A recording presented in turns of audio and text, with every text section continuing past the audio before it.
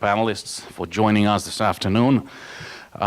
Roberta Cohen is co-chair emeritus of the Committee for Human Rights in North Korea. She is well known for the many articles she has been authoring on North Korea over the years. She continues to be a very active member of the board at HRNK, like everybody else.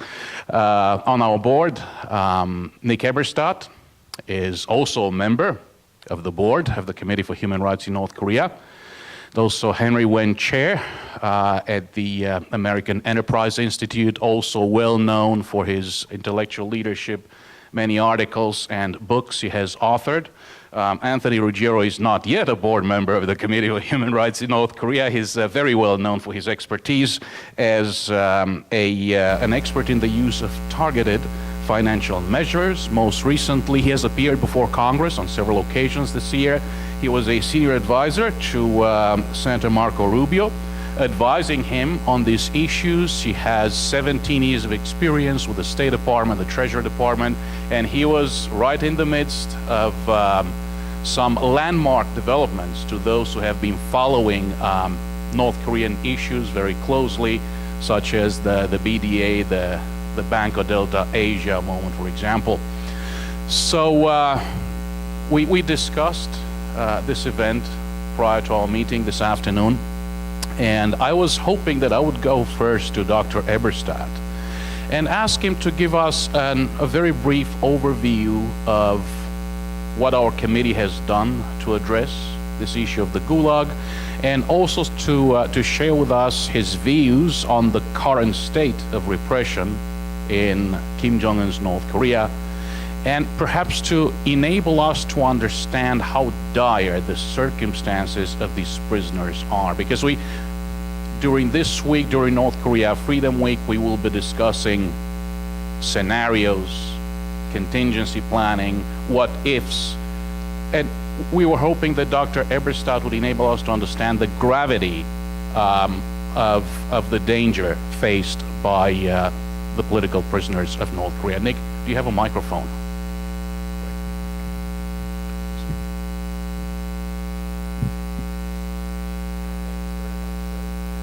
It's been my honor and my privilege to be associated with HRNK since its founding in 2001 under Chairman Cohen's excellent leadership, along with chairmanship of other great leaders of our organization. The organization, I think, is unique in that it is the primary and perhaps predominant English language research center for research on human rights abuses and violation and repression in the DPRK. As Greg indicated earlier, we are not an activist group. We do our advocacy through providing impartial, balanced, accurate research to other organizations that may use them, and we were honored that the Commission of Inquiry into the UN Commission of Inquiry into human rights in the DPRK relied upon quite a bit of HRNK research, and that take that as a testimony to our indefatigable researchers, and to Greg and to others who've worked with us. The work on the hidden Gulag began was first published in 2003. David Hawk's work, which we helped to support and which we published. We're now up to Hidden Gulag. Hidden Gulag 5. The Gulag is no longer hidden or denied in the same way it was when our first report came out in 2003, but of course there's still many aspects of it that are hidden. The North Korean government still officially denies that there is anything such as a Kwanliso. This is a prison camp, despite the tens of thousands of people who suffer in this. And the work continues. Unfortunately, it's still necessary. With respect to the human rights situation in DPRK under the dear general, under Kim Jong-un, there obviously have been changes in conditions in DPRK since his ascension to absolute power. There are indications, obviously, that North Korean economy has recovered to some degree from the depths of the horrendous famine of the 1990s. There is evidence and indications, not least from HRNK reports, Pyongyang Republic, that there's upsurge in construction and building in Pyongyang, and there's also more market activity than was permitted back in the 1990s. That all may sound positive and auspicious. At the same time, there have been very bloody and highly publicized purges in the DPRK. The royal family in North Korea is no longer safe in the way that it seemed to be under the grandfather and under the father. The uncle was reportedly not just purged, but executed. The half-brother overseas, as we know, was assassinated with nerve agents in a public space in International Airport in Kuala Lumpur. International civilians in proximity, at least, to the nerve agents. And the repression continues, and the prison camps continue, and the re-education camps continue, and the Songbun system, the political classification system that divides the population into the privileged or accepted and into the below untouchables, the less than worthless suspect classes, the complex or hostile classes, that still, unfortunately, is alive and well. And this, I think, gets to the question that you posed, Greg. What of these camps, what of the obligations for those of us in the international community who live in open societies and free societies? What should we do? We don't know how long the North Korean state is going to survive. And we don't know the circumstances under which the North Korean state will eventually see its final days. It is possible that the North Korean state will end with an explosion, with some terrible war, military activities in the Korean Peninsula. It's possible that there will be an implosion of some sort, a collapse, a coup, a civil war, a breakdown in elite cohesion that leads to some regime-ending event. The most unlikely probability, I would say at this point, would be to see the evolution of the DPRK system into the sort of Park Chung-hee authoritarian, moderate, pragmatist, reformist government that some observers have been prophesying for more than a generation now. Because the DPRK system, at least in my assessment, is so much more likely to end with a bang than a whimper, it raises the critical question of what outside groups and what outside governments can do to protect those tens of thousands of vulnerable victims in the camps themselves in the final days of a DPRK regime. Remember that for people who were not political prisoners, who were not less than zero. The government was quite reconciled in North Korea to see hundreds of thousands of people starve to death during the arduous March period during the late 1990s. These were people who had low songbun, but who were not political prisoners, who had not been sentenced or sent to the camps. We can imagine that the regime would have no compunction whatever to eradicate, to mass murder the tens of thousands of people in these camps, not just because their lives are not lives worth living, the phrase from a different regime at a different time, but a similar philosophy, but also because these people are witnesses. These people can bear testimony. These people are evidentiary for what a failing, dying North Korean regime might reasonably assume would be the trials for the crimes against humanity, which the remaining leadership of the DPRK might expect to face. So what do we do in preparation to protect these vulnerable people if we should face this moment of truth someday? My understanding, unfortunately, is that the O plans, the operational plans for the U.S. ROK alliance under various contingencies does not include devoting resources, devoting people. Obviously, it would have to be military resources to liberating these camps, to protecting these people whose lives would be in dire peril.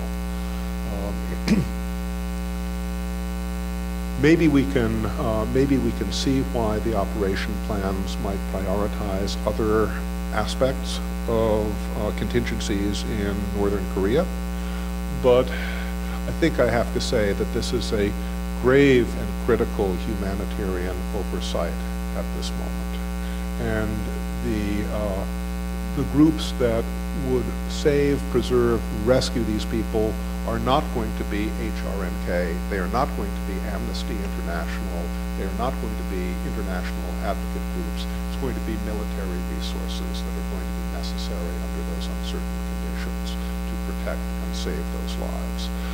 So part of our brief, I think, has to be to explain this point and to make this point clear to our leadership in Washington, in Seoul, in Tokyo, in the international community, so that resources will be prioritized. We can explain this to our representatives.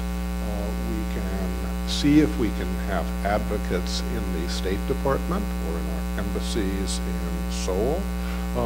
Much of the job will also have to involve convincing our friends in the ROK government, because most likely the military first responders in these sorts of situations would be ROKs. It's an enormous humanitarian challenge that we haven't even begun to address. But once it's laid out, once it's described, I think the pieces fall into place a little bit easier. Thank you very much. Nick, thank you very much for highlighting this extraordinarily important issue. It's somehow assumed that everything has been factored in and we are well aware of the camps. The terrible news is that the circumstances of the prisoners are horrendous today, and even if we see different circumstances on the Korean Peninsula, the outlook is not good at all. As you emphasize, it has to do with prioritizing, it has to do with resources. So the best we can do is to highlight the importance of this issue, and that's why it's so important to be here in this room this afternoon. Thinking of the future, of course, we're always reminded that the present is so tough in North Korea.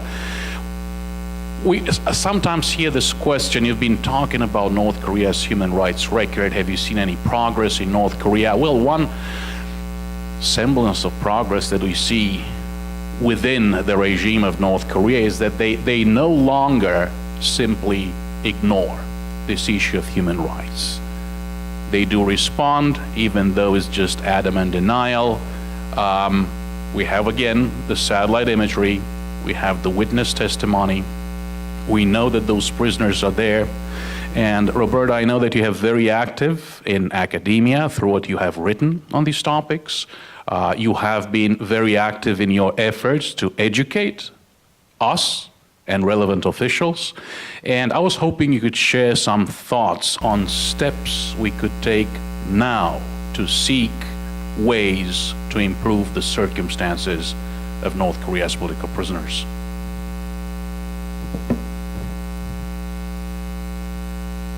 Well, good afternoon, everybody.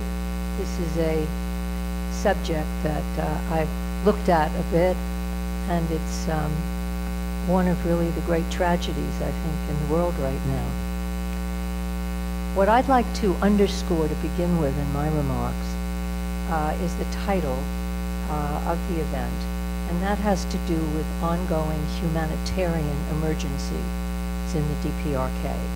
Now, we generally think of a humanitarian emergency as arising from an armed conflict where CNN shows pictures of people in very desperate need of food, medicine, shelter, and protection, like in the Syrian civil war, for example, or natural disasters that come up on the screen that are sometimes related to conflict, like the ones in South Sudan or Somalia, and where emergency aid is needed.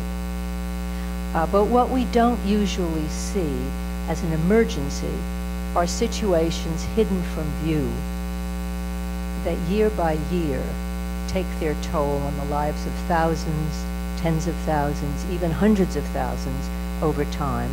And I'm referring to the people caught up in the network of political prison camps in North Korea, because in these camps are the most acute cases of starvation, disease, and ill treatment in the country. According to the UN Commission of Inquiry report of 2014, hundreds of thousands of prisoners have perished over the past 5 decades in the secret political prison camps that are known as the Kwanliso. And some 80,000 to 120,000 are estimated to remain incarcerated today. And they are in life-threatening conditions. That's an emergency.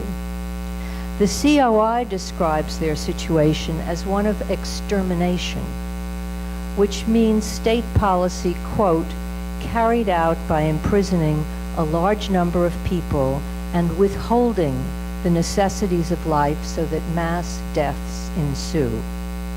Now, in addition to the prisoners in the Kwanliso, thousands more of the political prisoners can be found in the Kiwaso, the re-education through labor camps, and other detention facilities where the death rates are also high because of severe malnutrition and diseases related to the lack of food combined with ill treatment. Since the COI report, it's been very interesting how the UN thinking has begun to shift a bit. The UN General Assembly now, when speaking of chronic and acute malnutrition in the DPRK, has begun to list political prisoners as one of the most vulnerable groups, together with the traditional ones of children and pregnant and lactating women, disabled people, and the elderly. In 2016, the General Assembly went a step further and called on North Korea to allow humanitarian agencies to deliver aid to all parts of the country, including detention facilities. The addition of the words, including detention facilities, recognized that humanitarian agencies need to have access to these prisoners. and that the plight of the prisoners is an emergency one. The UN Special Rapporteur on Human Rights in the DPRK, who is now an Argentine jurist, Tomás Ojeda Quintana, reinforced this by calling upon the DPRK to ensure that humanitarian agencies have access to vulnerable groups, including those, he said, who are in detention facilities, prison camps, and political prison camps. And the Deputy Secretary General of the United Nations, who left at the end of 2016 before the new administration, told the Security Council prior to his departure that the most vulnerable group in North Korea is the prison population. And Secretary General Ban Ki-moon, in one of his last reports to the General Assembly, drew attention to the plight of children detained in political prison camps with their families. So the big question now is whether humanitarian organizations on the ground accept the view that the most vulnerable in the DPRK include political prisoners, and that their humanitarian programs should seek to reach these vulnerable people. When you ask me, Greg, what I'd like to see happen, this is one of them. Now, who is on the ground? It's called the Country Team, and includes the World Food Program, UNICEF, the World Health Organization, the Food and Agriculture Organization, the UN Population Fund, and the UN Development Program. Their activities are coordinated by a UN resident coordinator who reports to both the UN Office for the Coordination of Humanitarian Affairs, OCHA, and to UNDP.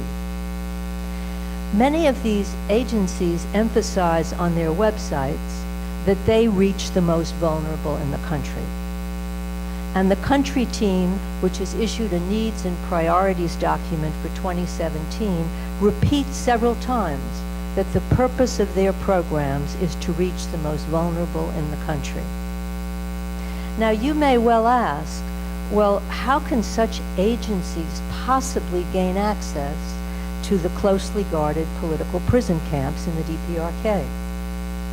Well, last year, Typhoon Lionrock struck not only homes, schools, and health facilities in the northeast of the country, it also hit a re-education through labor camp, Kiwaso number 12, which I think Greg put up on the screen. The flooding of the camp was visible on satellite imagery, and HRNK forwarded the imagery to the United Nations and requested that the UN agencies ask for access to the camp. This is the closest I think anyone has ever come to the idea of access to the camp. The UN Special Rapporteur responded immediately and called upon North Korea to allow aid workers entry to detention facilities and prisons in the flooded areas. And the former Deputy Secretary General expressed support for this call. The humanitarian agencies, as a result, deliberated for the first time, I believe, ever, over whether to ask for access to a detention facility. Who was in the facility? And here Greg was pointing that out before.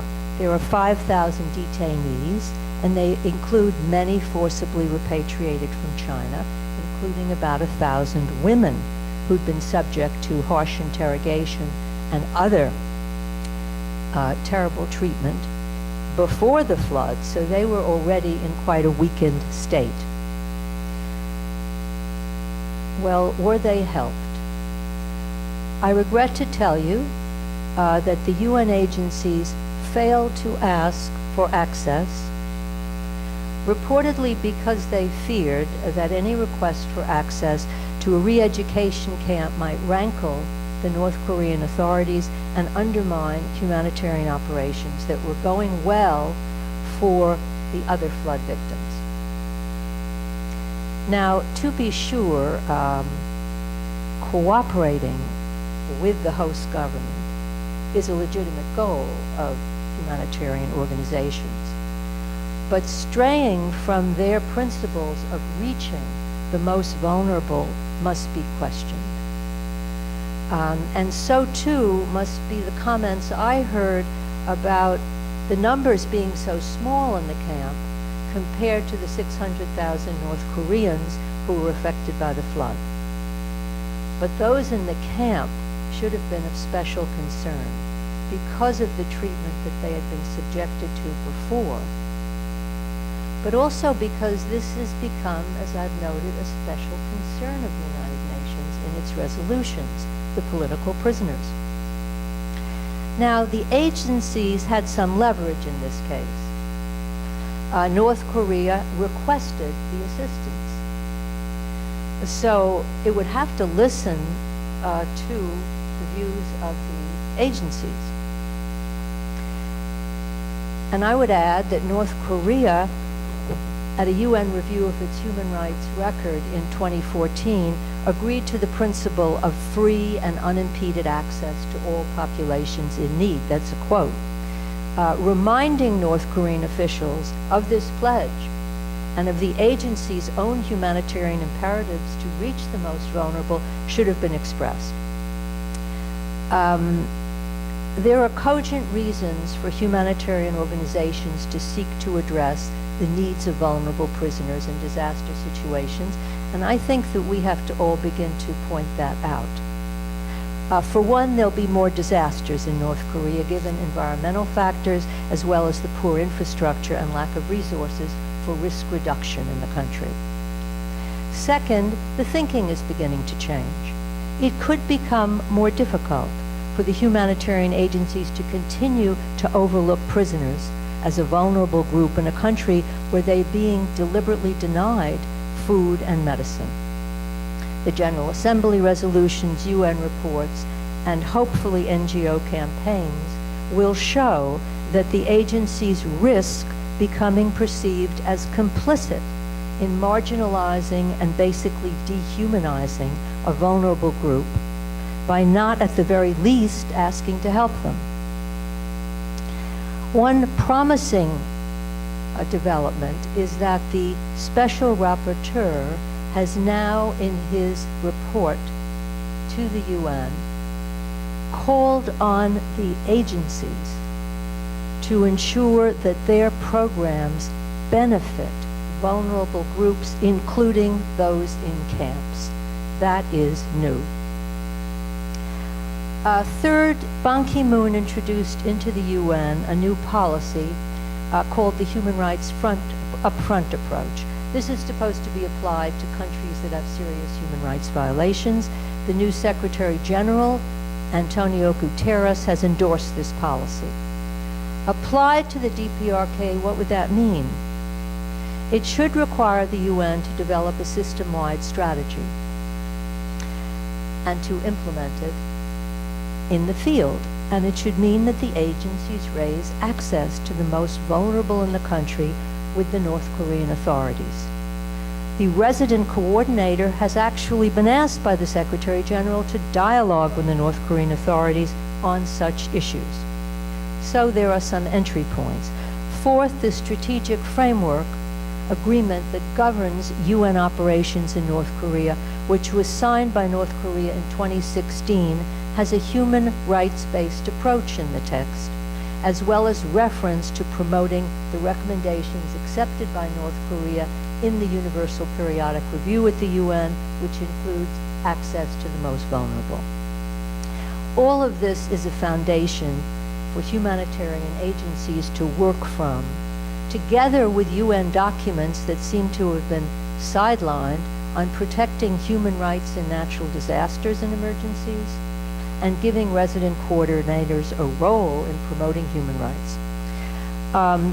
Finally, a human rights approach, in my opinion, would enhance humanitarian work. Take the issue of tuberculosis in North Korea. It's a disease known to be rampant in the camps. And WHO regularly says in other countries that eradicating tuberculosis in prisons help eradicate it from the society at large. Well, to help the population in North Korea would mean trying to gain access to the camps. And as for UNICEF, it would redound to its work if it sought to reach children detained in camps that the former Secretary General drew attention to in his reports, because they're surely the most vulnerable in the country. To conclude, the UN's new leadership will need to be mobilized to support the implementation of UN principles in the field. HRNK has an important role to play in continuing to collect information about the prison camps and the humanitarian conditions in those camps. I would recommend a report on the humanitarian conditions in the camps, because publicizing those conditions should make it more difficult for humanitarian agencies on the ground to exempt themselves from trying to protect hungry and ill persons, many long incarcerated and doubtless the most vulnerable in the country. Their plight needs to be reflected in the vision, in the planning, and the operations of the humanitarian agencies on the ground. Thank you very much, Roberta. Another extraordinarily important set of issues.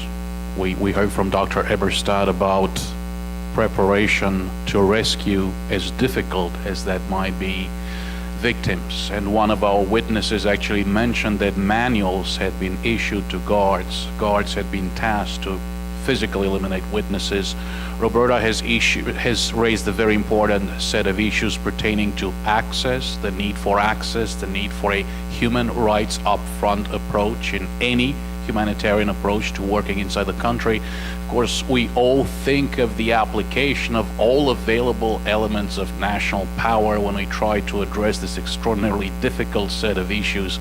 And we have here today with us one of the world's top experts on the application of economic national power in order to address very difficult issues over the years. We know that Anthony Ruggiero has dealt with non-proliferation, has been in the midst of such efforts. Of course, we've been at times outcompeted by North Korea's nukes and missiles. Now it's great that we sit together and have experts such as Anthony, who are also very interested in human rights, are speaking up about North Korea's human rights, and are also writing and providing research and academic work on this topic. So Anthony, I think this is one of the least understood issues when one thinks of North Korea, and we're hoping that you could clarify some of those means of national economic power and things that can be done, for example, through a sanctions regime applied so far to the difficult political security concerns, but what can we do in order to apply the same methodology to addressing some of these difficult human rights issues we have discussed today? Sure, and thank you for having me today. This is a topic I've wanted